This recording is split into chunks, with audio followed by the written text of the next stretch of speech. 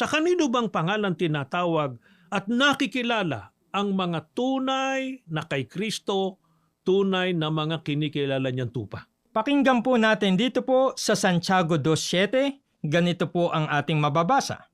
Hindi baga nilalapastangan nila yaong marangal na pangalan na sa inyo'y itinatawag?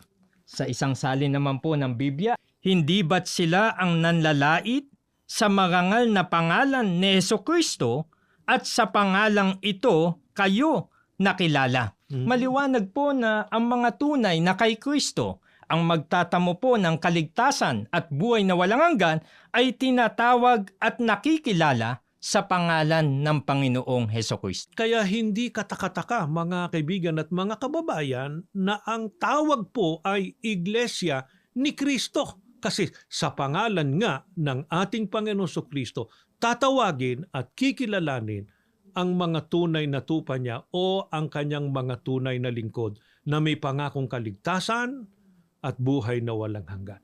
Kaya ito po ang pinaninindiganan namin. At ito rin po ang ibinabahagi namin sa inyo, ang kahalagahan at katangian po ng maging kaanib sa Iglesia ni Kristo. Dito po, merong pangakong kaligtasan, pagtatamo ng buhay na walang hanggan, pagdating po ng araw ng paghuhukom.